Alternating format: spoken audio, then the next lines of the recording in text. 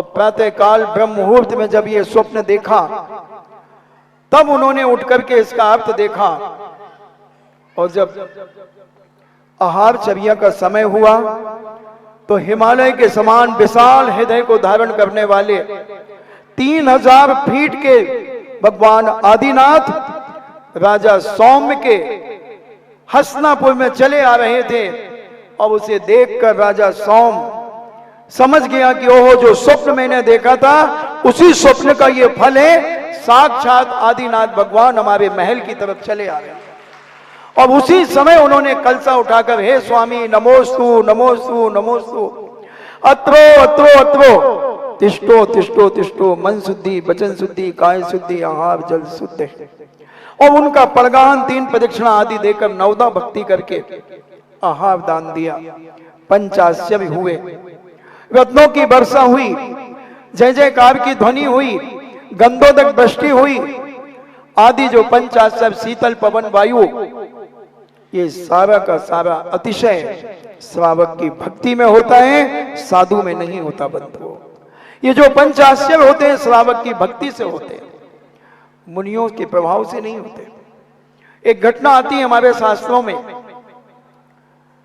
कि एक बहन जी ने एक परिवार में पूज्य मुनिराज का परगान हुआ, उनके यहां रत्नों की वृष्टि हुई। पड़ोसन कहती है हम भी कल चौका लगाएंगे, हम भी चौका लगाएंगे, हमारे यहां भी रत्नों की वृष्टि होगी। अब उसने भी चौका लगा लिया, चौका लगा लिया। और क्या पुण्य का योग उसका कि वही मुनिराज जो कल पड़ोस में आए थे, वही मुनिराज उस अम्मा, दूसरी अम्मा ने पड़गा लिया, पड़गान हो गया। बड़ी भक्ति के साथ दिखावा करती हुई पूज्य को अपने उच्चासन पे बिठाया और उसने खुले में बिठाया कि रत्न गिरेंगे तो हमारे आंगन में गिरेंगे, उनके तो छत में गिरे थे, हमारे तो आंगन में गिरेंगे। खुले में बिठा लिया और अंजलि छुड़वा दी, नवदा भक्ति पूरी, पूजन पाठ आदि सब कुछ कर लिया। महाराज जी अंजलि बांध करके खड़े हो गए, आहार शुरू हो गया। इधर आहार देती है, बार बार ऊपर छत में देखती है कि रत्न नहीं गिर रहे अभी तक। इशारा करती बहू को, देखे गिरेगा, देख गिर रहे क्या? बहू कहती नहीं गिर रहे, एक भी नहीं गिरा, नहीं गिरा। आहार तो दे ही रही थी और खीर चम्मच से ली, उबलती हुई खीर भगोनी में से ली और पूज मुनिराज के चरण हाथों में दी। मुनिराज बैठ गए। महाराज थोड़ी देर और खड़े रहते, वो देवता आते ही होगा रत्न लेकर के बरसाने के लिए। किस लिए पड़गाहन किया था?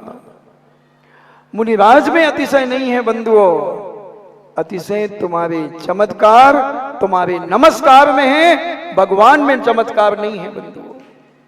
तुम्हारी श्रद्धा आस्था विश्वास में चमत्कार है, भगवान में कोई चमत्कार नहीं है, कोई भगवान में चमत्कार नहीं।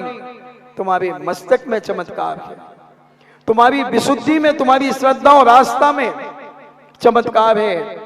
कितनी आस्था है तुम्हारी धर्म के प्रति, कितना विश्वास है तुम्हें अपने भीतरागी मुद्रा मुनिराज के प्रति, साधु संतों पर कितनी आस्था है। वही आस्था, वही नमस्कार चमत्कार का रूप बन जाता है। भगवान तो सारे के सारे एक है बंधुओं, सब भगवान एक है। आस्था किसकी कहां है? ये आस्था को हम मजबूत करें। और उन 4000 राजाओं को जब आस्था नहीं रही तो वो भ्रष्ट हो गए, झोपड़ियां बनाकर रहने लगे, तापसी हो गए, अनेक अनेक प्रकार के दुराचार करने लगे, भभूत लगा करके साधु बन करके चमीटे आदि लेकर के यत्य तत्य विचरण करने लगे। जब पूज्य 13 महीने 8 दिन के बाद जब आहार किया, तब उन्हें अपनी बुद्धि सद्बुद्धि में बदली और 4000 जो राजा थे वो पुनः आकर के दीक्षित हो गए और दीक्षा लेकर के, मगर एक मरीची के जीव ने दीक्षा नहीं ली।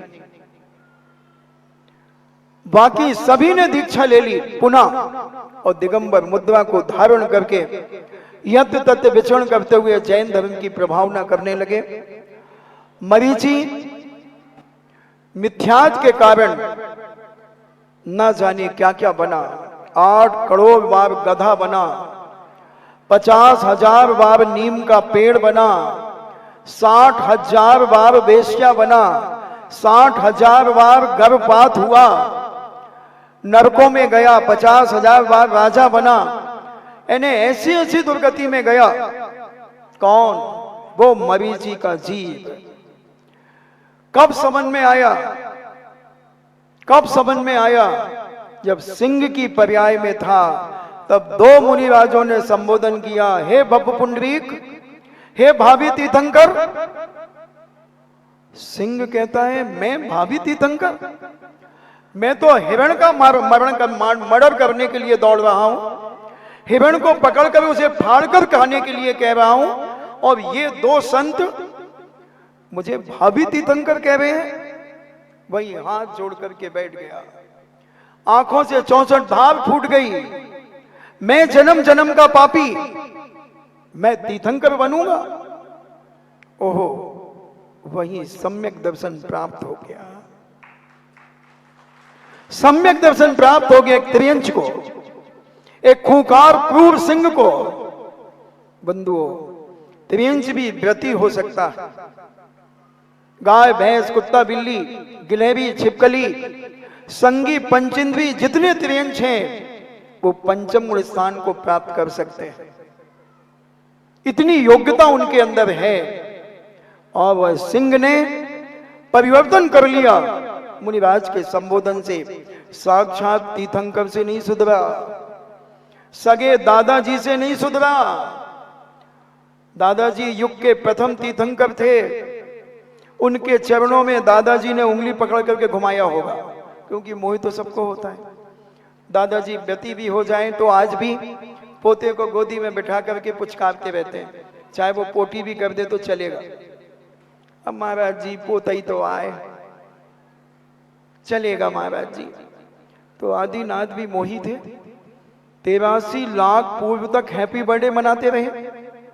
देखो तो इतनी बुजुर्ग अवस्था में, अगर कोई 84 वर्ष की किसी दादाजी की उम्र है और 83 वर्ष में दादा छूम छना ना ना ना ना ना ना ना देखते रहे। 83 दाल के दादा नित्यांगना का नित्य देखें तो तुम क्या कहोगे? देखो तो 83 साल के हो गए भाई और जन्मदिन मना रहे, कहो कि न कहो। ऐसे ही आदिनाथ भी इतने रागान्वित थे, इतने रागान्वित थे कि 83 लाख पूर्व की आयु में भी हैप्पी बर्थडे टू यू मना रहे थे।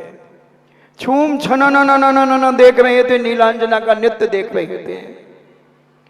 चक्रवर्ती बेटा, बाहुबली जैसा कामदेव बेटा, सब बैठे हैं, राजा महाराजा 32,000 मुकुटबद्ध राजा बैठे हैं। भरत चक्रवर्ती भी बैठा है। सौदामिंद्र कहता है कि आदिनाथ को वैराग्य कैसे होगा, क्या किया जाए? तीर्थंकर है, इसी भाव से मोक्ष जाना है, छायिक सम्यक दृष्टि है।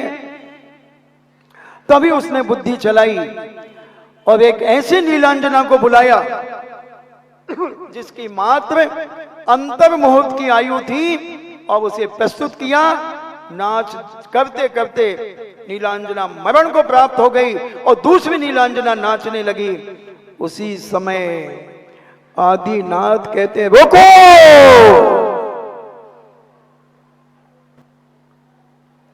क्या हुआ? बस, अमर नहीं कोई धरती पर, मरते कौन बचावे, मंत्र तंत्र कछु काम नावे, मरण घड़ी जब आवे, निर्बल हो या वीर बली हो, काल बली ले जावे, जाने वाला जाता जावे, रोने वाला रोवे, सुंदर काया भी मरघट में राख राख हो जावे, तन पिंजड़े से प्राण पखेरु बाहर जब आ जावे, घर वाली द्वारे तक जावे, बेटा अगन लगावे। आदिनाथ समझ गए कि अभी अभी जो नीलांजना नृत्य कर रही थी वह मरण को प्राप्त हो गई है और दूसरी नीलांजना लाई गई है। बस उठ गए, राजपाट का त्याग करके वैराग्य चैत कृष्णा नवमी को पुनः दीक्षा ले। सोचे जीवन के किसी भी पल में वैराग्य उमड़ सकता है। संसार में रह के प्राणी संसार को तज सकता है। विचार करें तो कहना मैं ये चाह रहा हूं कि सगे दादाजी के सानिध्य में रहने वाला एक छौंकू वंश का वह पोता दादाजी को ढोंगी कह दिया, दादाजी की उपेक्षा कर दी और मिथ्या मार्गों का प्रचार प्रसार करना शुरू कर दिया। बंधुओं, कई माताएं रोती हुई आती हैं, महाराज जी हमारे वो मंदिर नहीं जाते, अभिषेक नहीं करते, पता नहीं दूसरी जगह चले जाते हैं, अपने जैन मंदिर से चिढ़ते हैं। तो मैं तो दिन भर कैसेट भर लेता हूं और शाम को वीडियो चालू कर देता हूं, क्योंकि बहुत कस्टमर आते हैं दिन भर सुबह से शाम तक। तो उन कस्टमरों के कष्टों को मैं सुनता हूं, विचार करता हूं। मैं सोचता हूं जब आदिनाथ जैसे अपने सगे पोते को नहीं सुधार पाए तो तू कौन सी चेलना महारानी है जो अपने राजा सैनिक को सुधार लेगी। कोई बात नहीं, तू सुधर जा, उसकी चिंता मत कर। अपना अपना धर्म करो। धर्म शांति का प्रदान करने के लिए धर्म किया जाता है, ना कि अशांति के लिए। इसलिए तुम्हारे पप्पू के पापा अगर मंदिर नहीं जाते हैं तो डोंट वरी, बी हैप्पी, मस्त रहो, चिंता मत करो, मत जाने दो।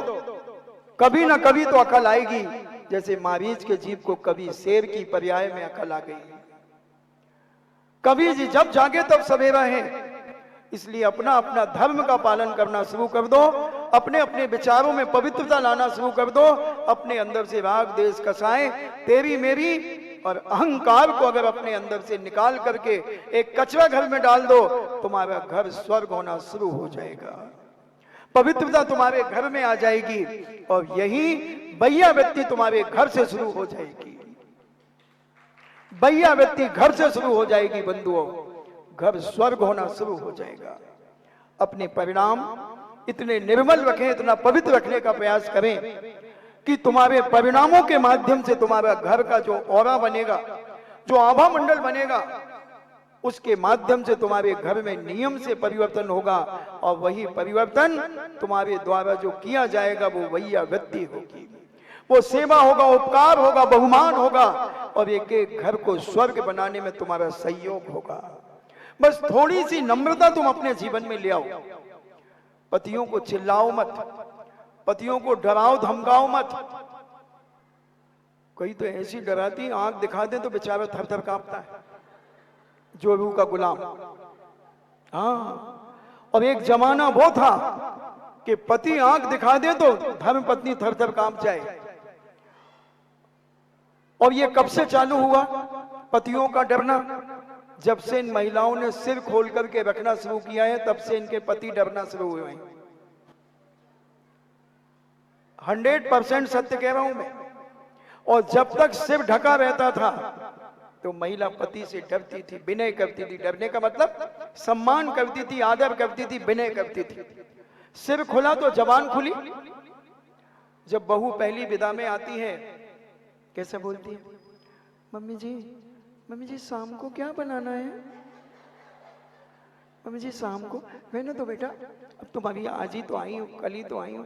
मम्मी जी हमें आता है, हम बना लेंगे, आप बताओ ना। नहीं बेटा मैंने तो, अभी तो सब है, तुम्हारी ननंद भी है, वो बना लेगी। मम्मी जी बता दो ना।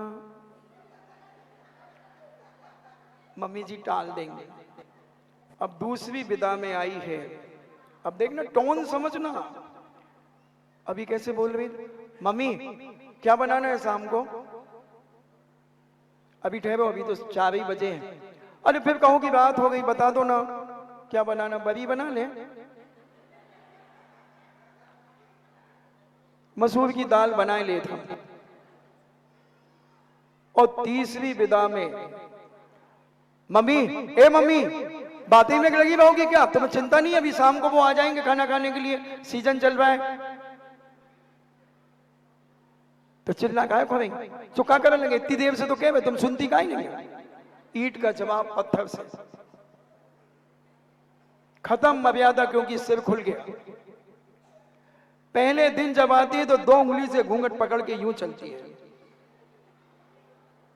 दूसरे दिन में उंगली छूट जाती है, तीसरे दिन में पल्ला इधर आता है और चौथे दिन में यहां लटक जाता है, एक पिन में जूड़े में लटक जाता है, और 5वें दिन में खिसक जाता है, और 6ठे दिन में यह भी खिसकना शुरू हो जाता है। बस उसकी दादागिरी चलने लगती है और सब कुछ खत्म हो जाता है। इसलिए बुजुर्ग नीतिकारों ने कहा, सिर ढके तो मोरनी सी लगे, नहीं तो ढोरनी सी लगे। इसलिए सिर ढांकना मर्यादा है, शालीनता है, चरित्र की पवित्रता है। और जब ये चलता है और जब ये हटेगा तो श्रीमान डरेगा और श्रीमती की चलेगी। एक व्यक्ति ने एक राजा से पूछा, मंत्री ने राजा से पूछा कि सारे लोग अपनी अपनी पत्नी की बात मानते हैं? तो मंत्री ने कहा, हाँ राजन, सभी मानते हैं। तो राजा ने कहा, मुझे विश्वास नहीं है कि सभी मानते होंगे। बोले, राजा मानते हैं।